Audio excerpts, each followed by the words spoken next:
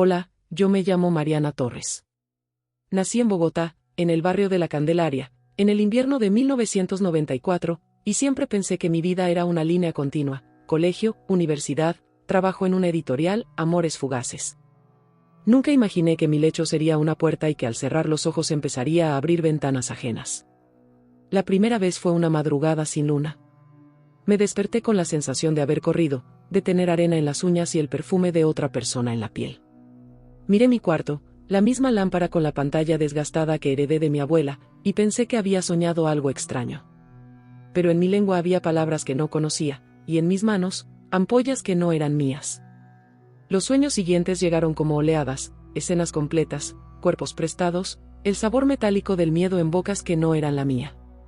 Abría los ojos en mi cama en el mes de septiembre, y reconocía calles de Cartagena, de Quito, de un pueblo en la sierra de Perú que no había pisado. Los mapas en mi cabeza cambiaron de país sin aviso y yo me despertaba con recuerdos que dolían. Al principio lo oculté. ¿A quién le cuentas que has vivido otra vida por una noche? Lo confesé a Sofía, mi amiga de la universidad, una tarde de lluvia en 2018. Ella me dijo que fuera al médico, que tal vez era estrés, que las ciudades en mis sueños eran solo imágenes robadas por la lectura. Yo quería creerlo. Pero las piezas no encajaban. Una mañana, al revisar las fotos antiguas de mi madre, vi a una mujer que había visto en mis sueños, una cicatriz en la ceja, la forma de las manos. La foto estaba fechada en 1975. No eran simples coincidencias, era la misma casa, el mismo oro de luz en la pared. Sentí un vértigo que me hizo retroceder. Busqué a un psiquiatra recomendado por una vieja colega, el doctor Manuel Rojas, de la Clínica San Ignacio, un hombre de mirada precisa y voz grave que había publicado ensayos sobre memoria y trauma en 2012. Le conté todo con la vergüenza de quien confiesa una locura. Él tomó notas, dejó el bolígrafo humeando sobre el papel y dijo: documentaremos cada sueño. Quiero registros.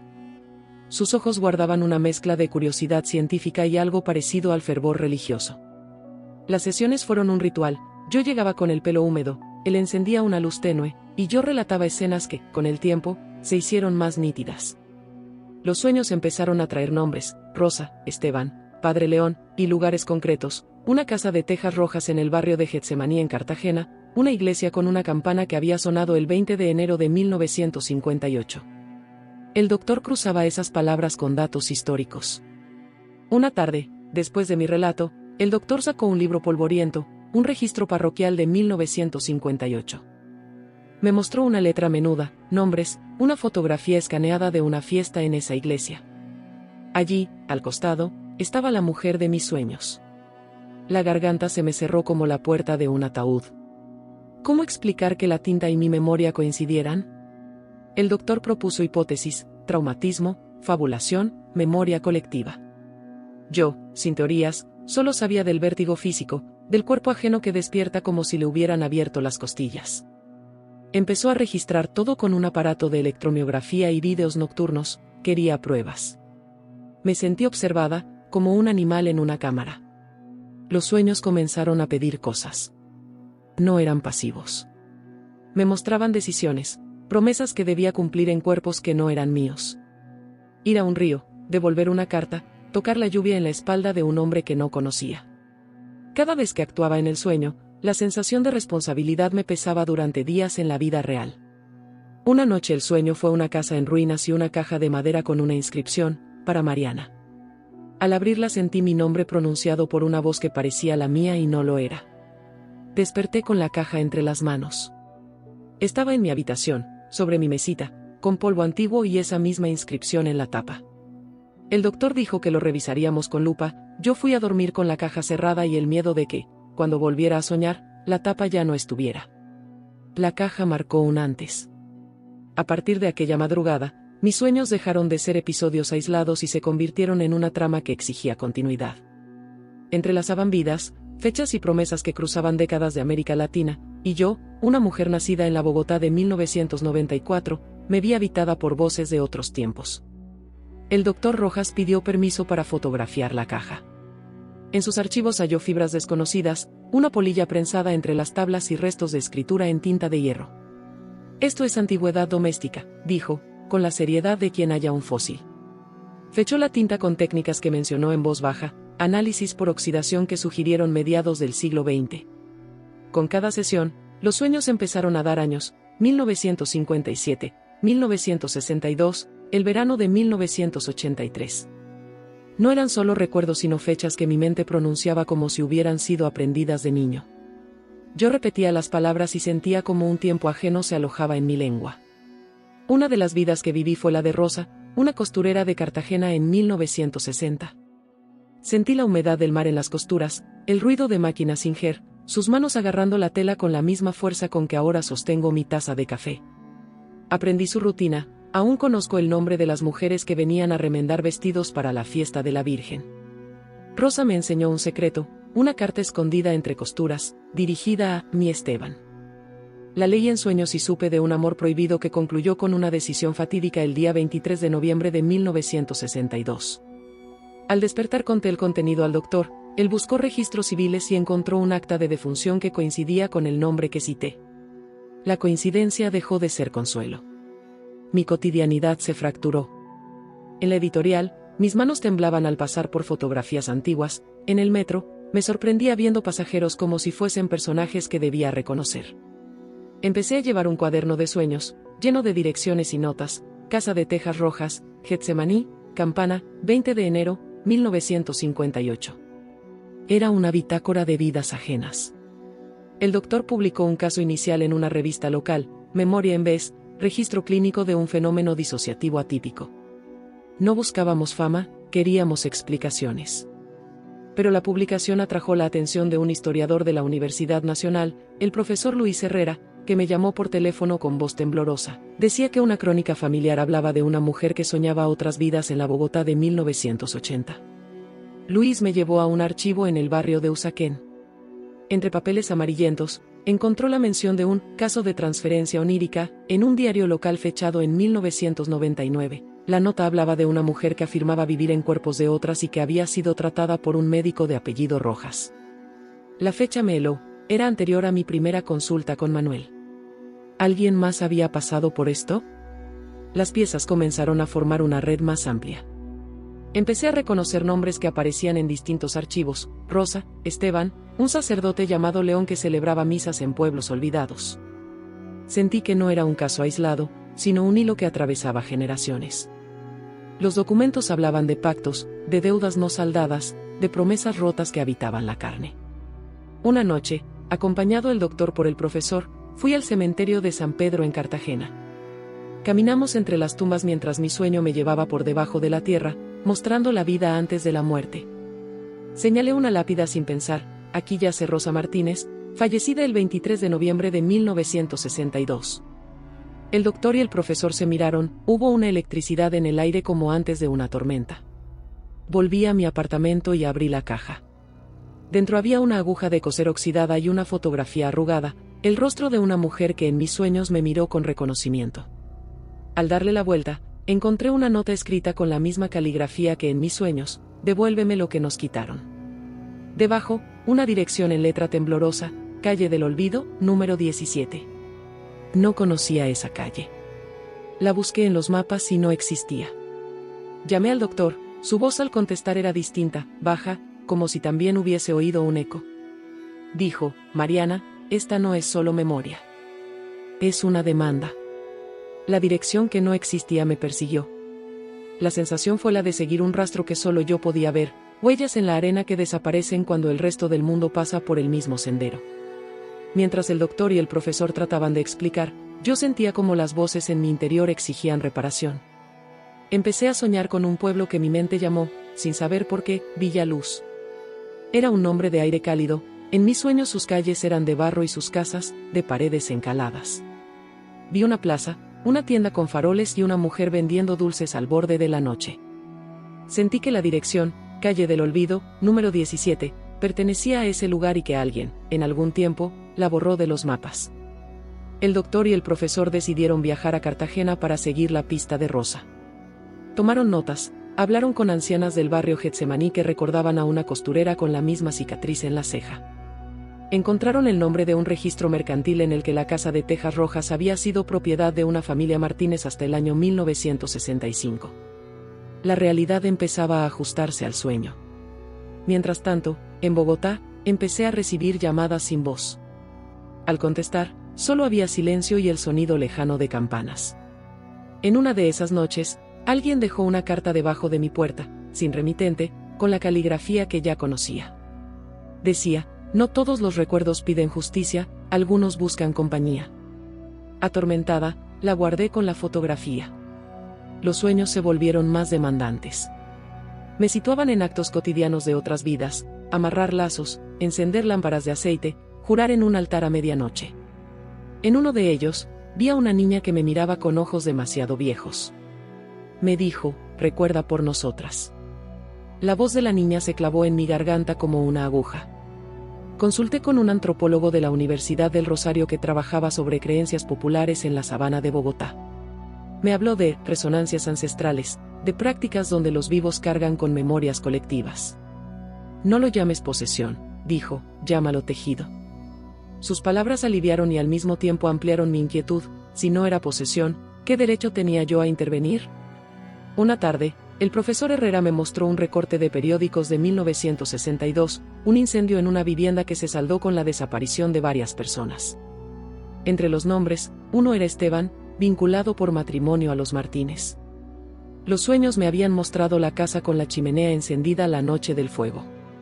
Esa imagen ardía en mí con la fuerza de una acusación. En las sesiones, el doctor comenzó a hacerme preguntas que no tenían que ver con la biografía. Pedía que nombrara olores, canciones, las texturas de los manteles. A veces, cuando pronunciaba una melodía, reconocía un acompañamiento, una tercera voz que respondía desde mi memoria. Era como tocar un acorde extraño que vibraba en una sala vacía. Comenzaron a aparecer otras personas. Gente que había leído sobre el caso en la prensa escribía correos, algunos pedían ayuda, otros ofrecían teorías, regresiones de memoria, poltergeists, campos electromagnéticos. Uno de esos mensajes venía firmado por una mujer en Lima, que decía: mi abuela soñaba lo mismo. El mundo se volvió un espejo fragmentado donde mis sueños tenían eco. Decidí arriesgarme, fui a Villaluz en mis sueños y tosé la puerta del número 17. Me abrió una anciana con ojos rotos por el tiempo, me tomó de las manos y me dijo en voz baja: llegaste tarde. Desperté con la sensación de que algo importante ya había ocurrido sin mí. Esa noche, la caja vibró sobre mi mesa. No fue un temblor leve, sonó como si alguien tocara la madera desde dentro. El doctor, el profesor y yo fuimos a mi apartamento, abrimos la caja con guantes y, dentro, hallamos un recorte de periódico doblado. Al desplegarlo, leí una noticia fechada el 10 de abril de 1962, explosión en Villaluz, incendios cuestan vidas. Bajo el recorte, un nombre, Esteban Rodríguez. Y, escrito a mano, con la letra que conocía: si no me devuelven, vendré por ti. La amenaza escrita me envolvió como una sombra adherida a la piel. A partir de ese mensaje, los sueños dejaron de ser solo historias y se convirtieron en demandas con tiempo y forma. La línea entre la ocupación de memorias y algo peor comenzó a difuminarse. El doctor insistió en protección, cámaras, alarmas, medicación si era necesario. Pero nada técnico podía detener lo que venía de adentro. Aquella misma noche, soñé con la explosión, fuego que lamía las tablas, gente corriendo sin nombres, una voz que gritaba: Esteban, con desesperación. Al despertar, había hollín en la caja, como si el fuego hubiese pasado por allí. El profesor y yo viajamos a Villaluz, esta vez en carne y hueso. Encontramos un caserío que a simple vista parecía borrado de los mapas oficiales, casas derruidas, una plaza invadida por zarzas y una iglesia cuyas puertas habían sido tapiadas. Hablamos con un hombre que recordaba la noche del incendio. Era como si el pueblo respirara humo y no pudiera detenerse. En el archivo municipal conseguimos un plano antiguo donde figuraba la calle del olvido. Estaba tachada con tinta negra en una versión posterior del mapa. ¿Quién borra una calle? La razón emergió como una mancha: una compañía de acero que, en 1965, compró terrenos para expandir una fábrica y borró los límites de Villaluz del registro oficial. El pasado fue literalmente borrado por intereses de capital. El tema de la fábrica me llevó a archivos laborales. Fueron años de explotación, de contratos ilegibles y de incendios que ocurrieron por negligencia. Las personas del pueblo tenían nombres en los expedientes: Rosa Martínez, Esteban Rodríguez, trabajadores que desaparecieron sin indemnización. La memoria institucional estaba alterada. Sentí una rabia fría. No solo había sufrimiento, había silenciadores. Al volver a Bogotá, soñé con un juicio que nunca ocurrió, vecinos pidiendo justicia, papeles rotos, pruebas ardiendo en el tribunal.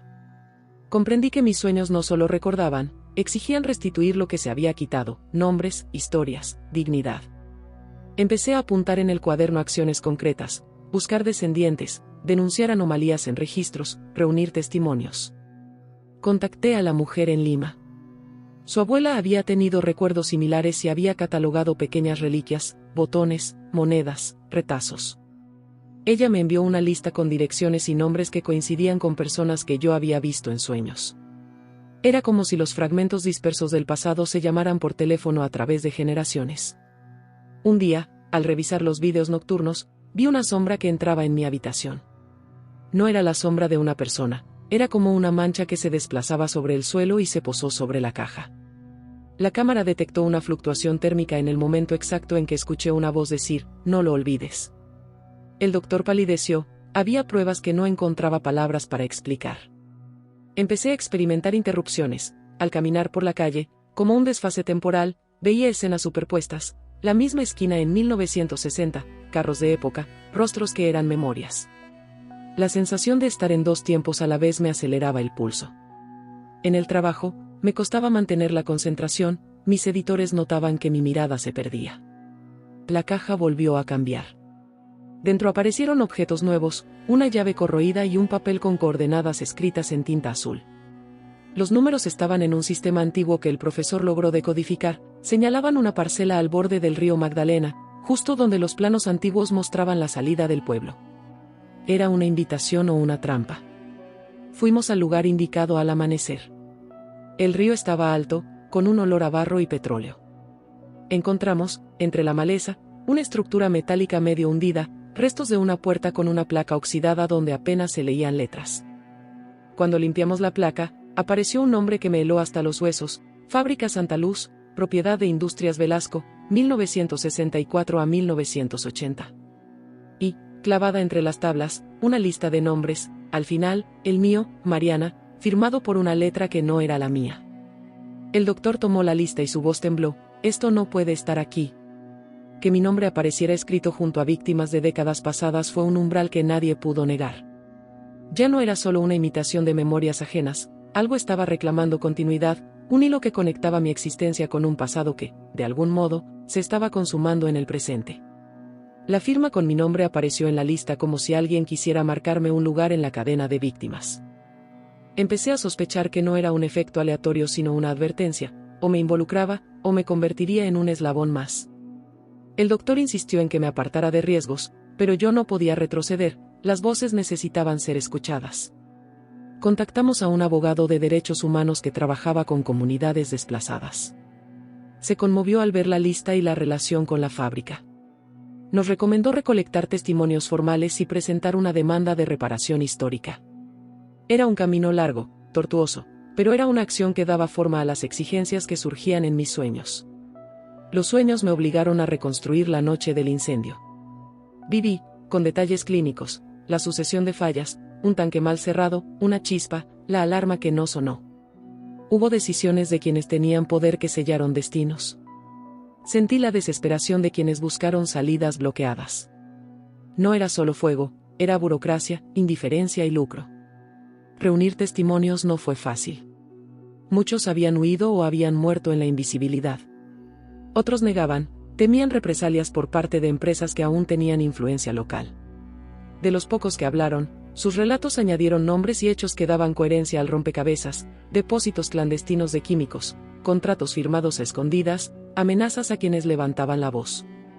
Una noche, en un sueño, me encontré frente a frente con Esteban. No supe en qué momento la rabia se convirtió en súplica. Él me señaló una puerta entreabierta y dijo: "Allí está la verdad, pero duele". Al despertar, supe que la puerta existía en la fábrica, un sótano que nunca figuró en los planos oficiales. Conseguimos un mapa antiguo que mostraba una bodega subterránea. Con el profesor y 2 testigos, logramos entrar a la fábrica. La seguridad era mínima, era como si alguien quisiera que el lugar se deshiciera con el tiempo. Descubrimos un portal metálico tapiado que, tras fuerza bruta, reveló una escalera que descendía. Huelía a humedad y químico. Encontramos prendas chamuscadas, papeles quemados y, en un rincón, una pequeña caja con el nombre de Rosa escrito en la tapa. Entre los escombros hallamos un cuaderno con anotaciones, fechas, nombres, números que parecían pagos y cuentas. El documento mencionaba a un ingeniero jefe con apellido Velasco, conocido por su mano dura y su disposición a eliminar problemas por solución rápida. El cuaderno apuntaba a un encubrimiento, testimonios destruidos, facturas falsificadas. Alguien nos observaba.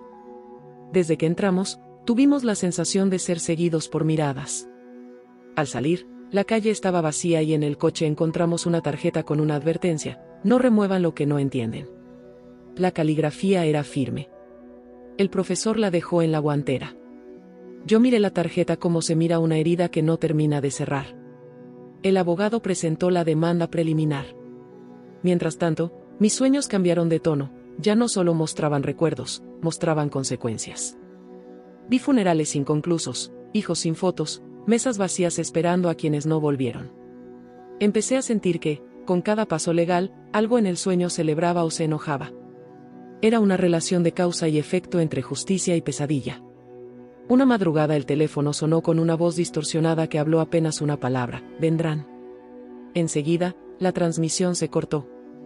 El doctor revisó la grabación, había un segundo latente, un susurro subterráneo que, al aumentarlo, dejó oír un conjunto de nombres, los muertos, y, al final, el mío. El audio se cerró con un golpe seco, como el cierre de una caja. El silencio que siguió fue más pesado que cualquier prueba que hubiésemos recogido. La amenaza de vendrán no fue solo una intimidación, fue la confirmación de que algo, o alguien, reaccionaba a nuestras acciones. La justicia humana empezó a activar respuestas que no solo incumbían a autoridades y jueces, sino a las memorias mismas. La prensa local recogió la demanda y el caso ganó visibilidad. Con ello llegaron llamadas de apoyo, pero también amenazas veladas. Recibí una fotografía por correo sin remitente. La imagen mostraba la fábrica vigente, con luces encendidas en el sótano donde habíamos entrado. Al dorso, una frase: no jueguen con cenizas. Los sueños se volvieron más violentos en su tono, no mostraban escenas explícitas de sangre, pero sí la sensación de claustrofobia, de respiración que se volvía escasa. Me despertaba con la sensación de haber sido empujada contra una pared, con el corazón latiendo a golpes. El doctor me suministró sedantes leves, no queríamos que mi cuerpo se dañara por la intensidad de las visiones. Mientras avanzábamos legalmente, descubrimos que Industrias Velasco tenía conexiones políticas que databan de los años 70. Documentos que el profesor rescató mostraban donaciones a concejales y contratos opacos con gobiernos locales en los años de la dictadura empresarial. La empresa había convertido la memoria colectiva en un pozo de olvido financiado. En una de las sesiones, el doctor me pidió que intentara una técnica: relatar los sueños en voz alta y luego caminar por la ciudad para ver si algo respondía.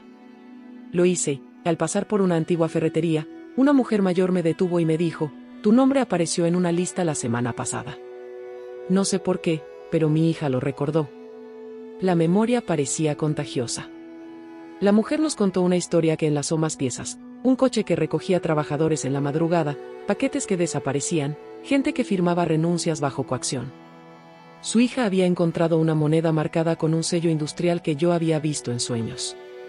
Empecé a pensar que las cosas que hallaba en sueños no eran símbolos sino pruebas materiales. Una noche, mientras dormía más profundamente por los sedantes, soñé que abría un cajón en una oficina de la fábrica y, dentro, hallaba una llave con el emblema Velasco. Al despertar, la llave estaba sobre la mesita, junto a la caja. No podía atribuirlo a la casualidad, alguien movía piezas de un tablero en el que yo era pieza clave. El profesor rastreó la llave. Era un artefacto especial, usado en cerraduras antiguas de bóvedas. Su presencia sugería que en la fábrica había un depósito sellado donde quizás se guardaran documentos críticos. La posibilidad de abrirlo avivó esperanzas y miedos. Abrir una bóveda era abrir un pasado enterrado. Mientras tanto, surgieron figuras nuevas, un grupo de activistas ambientales que había denunciado a Industrias Velasco por vertidos en el río Magdalena. Nos ofrecieron colaboración y, gracias a su red, conseguimos testimonios de trabajadores que hablaban de almacenamientos clandestinos en sótanos. La comunidad empezaba a despertar. En una marcha en la plaza principal, vi a una niña que llevaba una muñeca con un vestido cosido a mano. era la misma muñeca que en sueños sostenía la niña que me pedía recordar. La encontré en la marcha y su madre me dijo que la muñeca había pertenecido a una abuela que desapareció en el incendio. La línea entre sueño y vigilia seguía desdibujándose. Una madrugada, al revisar correos, encontré uno sin cabecera ni texto, solo un archivo adjunto. Al abrirlo, era un video grabado en la oscuridad, la cámara temblaba mientras alguien murmuraba nombres. Hacia el final, la imagen enfocó una pared con una lista donde, entre nombres antiguos, aparecía una fecha muy próxima, 28 de marzo de 2025. La imagen se quebró y el sonido se cortó con un extraño zumbido. El doctor respiró hondo, es una amenaza directa. Yo supe que el tiempo se estrechaba. La fecha señalada en el video nos empujó a acelerar. Los sueños ya no eran solo guías, eran advertencias de un calendario. La ciudad, los archivos, la fábrica, todo parecía encadenado a un giro que se acercaba con la precisión de un péndulo. Organizamos una vigilia el 28 de marzo de 2025 en la plaza donde la comunidad se reunía. Había luces, velas y rostros cansados pero decididos. Llevé la caja conmigo, la coloqué sobre una mesa cubierta por un mantel blanco, como si fuese un relicario. Mis sueños aquella noche me pusieron en primera fila de las voces, ellas querían ser vistas. Mientras hablaba, conté la historia y mostré la fotografía de Rosa. La gente aplaudió y algunas manos se alzaron para narrar vínculos propios con la fábrica. Fue una reunión que mezcló luto y rabia y, por primera vez, sentí que el peso se compartía. Pero en la multitud había ojos que me parecían demasiado interesados. Al día siguiente recibimos una citación, la empresa presentaba una medida cautelar para impedir la publicación de documentos que, según ellos, comprometían su honor empresarial. La estrategia jurídica fue rápida y diseñada para paralizarnos. Era una maniobra conocida, asustar y desgastar. Esa noche, soñé con una figura en la fábrica que recogía carpetas y las arrojaba al fuego. Intenté detenerla y ella me respondió, no puedes salvar todo. La impotencia era un dolor físico. Al despertar, la caja estaba abierta y dentro no había la llave sino una postal con una imagen de la fábrica en colores brillantes, como propaganda. El abogado apeló la medida cautelar. Mientras tanto, el profesor encontró un testigo clave, un antiguo trabajador que aceptó hablar si su identidad se protegía. En su relato, contó cómo habían sellado pruebas y cómo, tras el incendio, representantes de la empresa pagaron para callar a quienes sobrevivieron. Sus palabras me golpearon, era un patrón de violencia institucional. Los sueños cambiaron en intensidad, a veces me llevaba a momentos felices de esas vidas, para mostrar que no todo era tragedia, otras, me obligaban a atravesar laberintos de humo donde escuchaba la respiración de gente que buscaba salida. Comprendí que aquellas vidas querían ser restituidas en su totalidad, con sus momentos y sus nombres.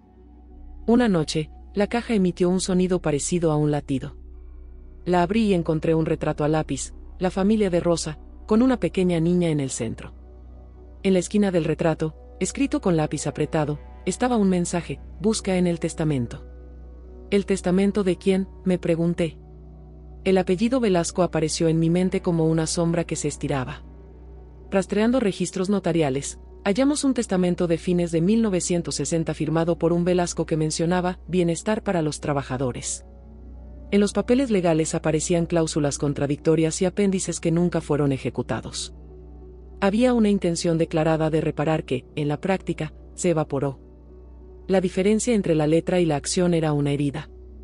Mientras tanto, la niña con la muñeca, la misma de la vigilia, se acercó a mí en un pasillo y susurró, la llave de la bodega la tiene la nieta del ingeniero. Era información que no estaba en los papeles. La curiosidad me empujó a investigar genealogías, los Velasco no eran una sola familia sino una red que seguía vigente. Con la información de la niña, el profesor rastreó a la nieta del ingeniero, vivía en una casa antigua en la vía principal de una ciudad costera.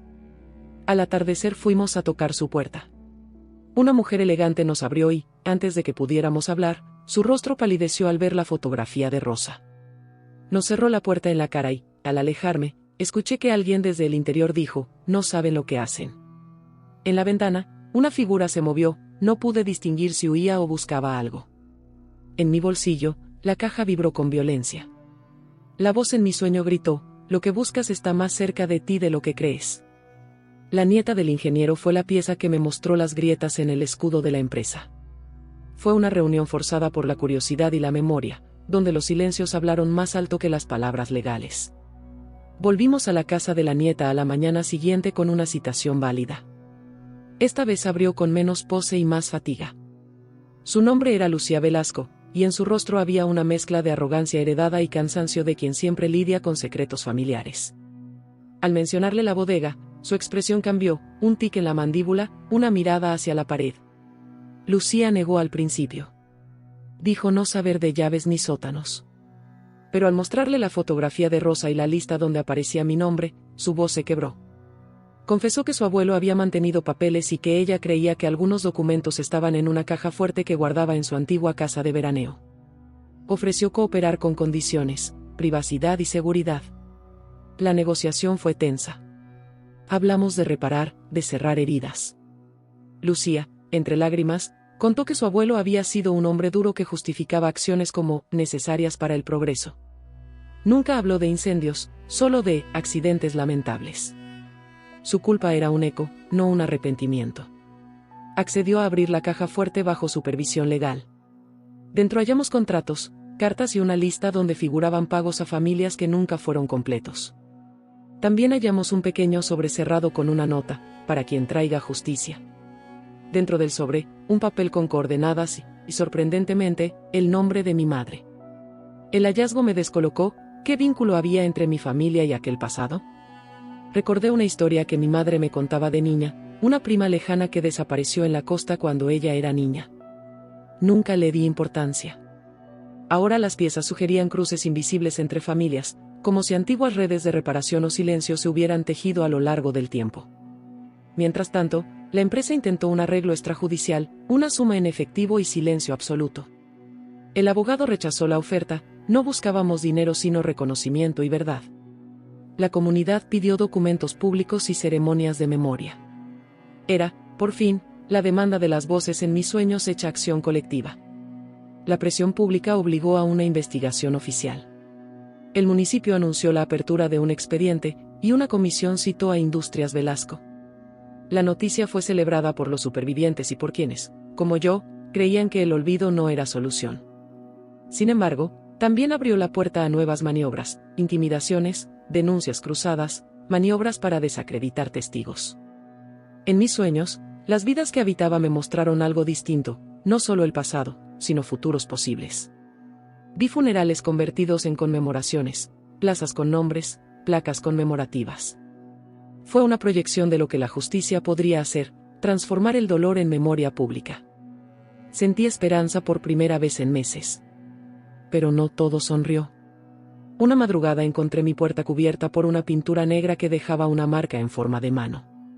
Al tocarla, la pintura se desprendió en harina y, detrás, una inscripción: no escarben. El mensaje era una advertencia y una promesa de represalias. Sabía que había ojos dentro y fuera de la ley. La comisión programó una audiencia pública para presentar las pruebas. La noche anterior, soñé que me encontraba en un teatro lleno. Las voces me rodeaban, aplaudían, pero de pronto las luces se apagaron y en la oscuridad alguien susurró: no podrás sostener todos los nombres. Al despertar, mi teléfono vibró sin número, un mensaje de texto que decía solo una frase en mayúsculas: no vayas a la audiencia. Fue enviado desde mi propio número. El doctor y el profesor miraron sus pantallas y, por primera vez, ninguno supo qué decir. La audiencia pública se convirtió en el escenario donde la memoria y la amenaza chocaron. Era la oportunidad de dar voz a nombres que habían sido barridos por la indiferencia, pero también la trampa en la que alguien buscaba acallarnos. Llegué a la sala con la caja en brazos y el corazón latiendo como si quisiera salir. Había cámaras, periodistas y, en primera fila, representantes de Industrias Velasco con trajes sobrios. La tensión era casi física. Me acordé de mi abuela y de su lámpara, de la luz que ahora parecía más frágil. Hablé ante la comisión.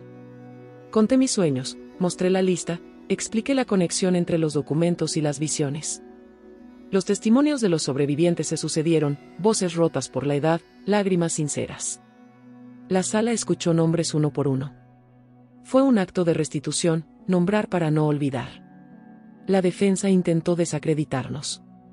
Alegaron montaje, manipulación, búsqueda de lucro. Trajeron peritos que hablaban de coincidencias y de interpretaciones erradas. sus argumentos tenían la frialdad de quien piensa que una empresa es más que la vida de la gente. Empezó una batalla de verborrea legal. De pronto, en medio del interrogatorio, la luz se fue. Un apagón general dejó la sala a oscuras. Hubo gritos, confusión. Las cámaras grabaron y las sombras bailaron en las paredes. En la oscuridad oí voces que no pertenecían al público, murmullos, como cuando un coro entona una canción suavecita. La energía de la sala cambió. A la luz de celulares, alguien en la audiencia levantó una fotografía. La misma mujer de mis sueños aparecía detrás de los representantes de la empresa, en una fila de retratos. El murmullo creció. El público exigió que se apartaran las personas frente a nosotros. Algunos hombres en traje se retiraron con prisa. Fue un momento revelador. La presencia simbólica de las víctimas se afirmó frente a quienes las habían ignorado. La audiencia se reanudó, pero algo cambió dentro de mí.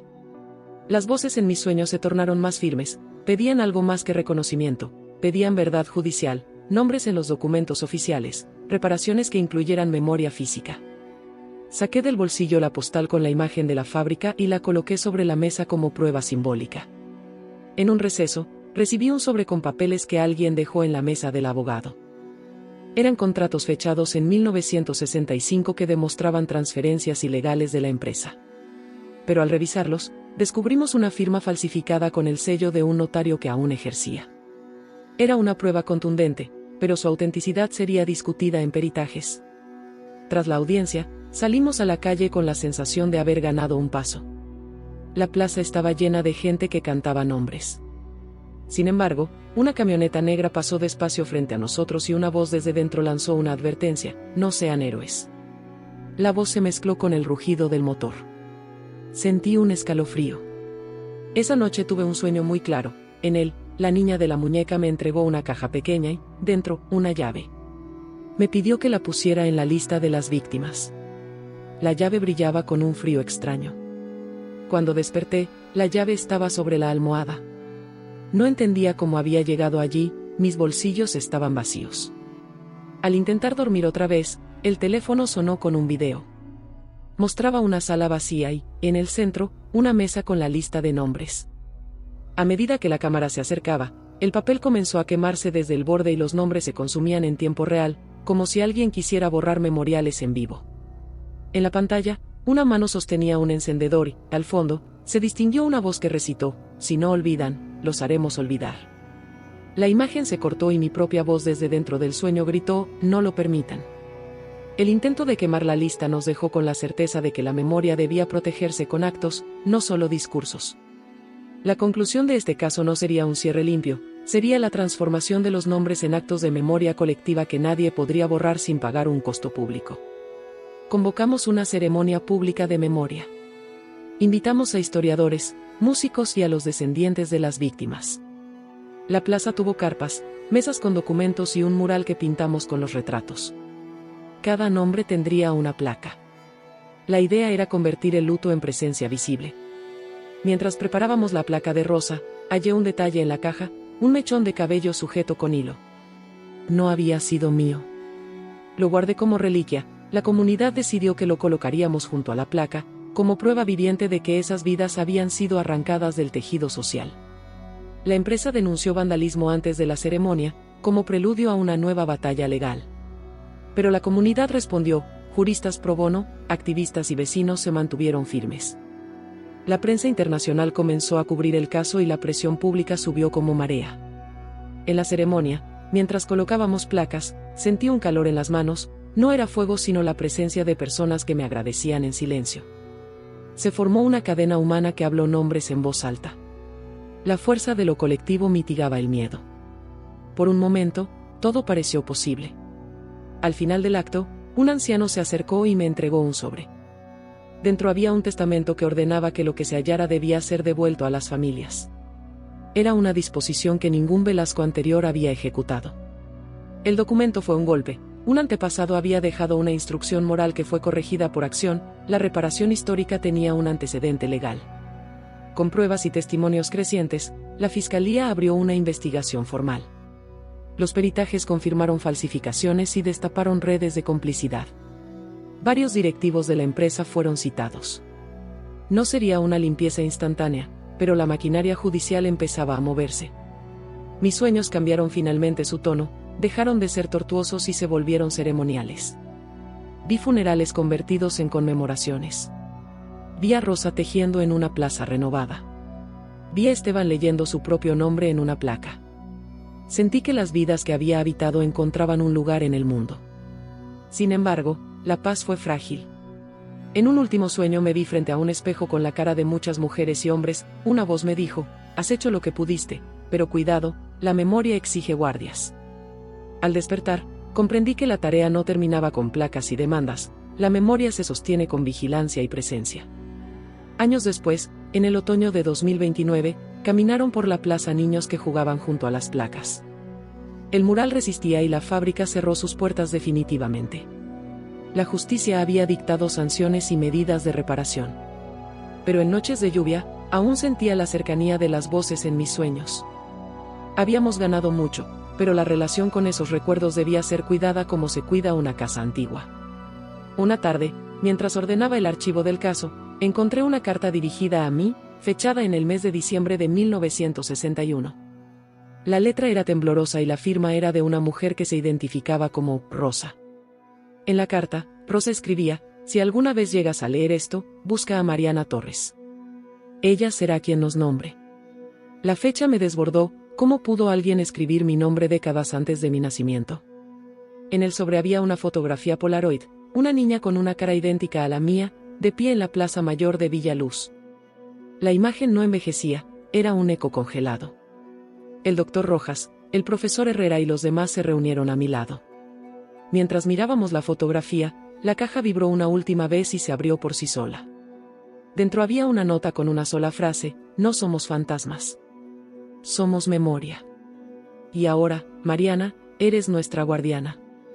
Comprendí entonces que mi vida había cambiado de raíz, ya no era solo mi nombre. Era un puente. Cerré los ojos y en el silencio escuché, por fin, un canto que no pedía venganza sino recuerdo. Y supe que, hasta que alguien volviera a intentar borrar, yo no dejaría de nombrar. Esta fue otra historia impactante de nuestro canal Relatos Prohibidos. La vida nos enseña que a veces la verdad se esconde en los lugares más oscuros, y que incluso el miedo puede revelar una lección. Cada relato que escuchas aquí está inspirado en hechos reales, en experiencias de personas que vivieron lo inexplicable y encontraron fuerza en medio del terror. Si esta historia te estremeció o te hizo reflexionar, cuéntanos en los comentarios, ¿qué habrías hecho tú en esta situación? Tu opinión nos importa. No olvides suscribirte y activar la campanita para no perderte nuestros próximos relatos llenos de misterio, suspenso y emociones intensas. Cada semana te esperamos con nuevas historias de secretos, traiciones, desapariciones y verdades que el tiempo intentó ocultar. Comparte este video con alguien que disfrute de los enigmas de la vida. Y recuerda, no todas las puertas deberían abrirse, pero algunas revelan lo que más necesitamos ver. Hasta el próximo relato, si te atreves a escucharlo.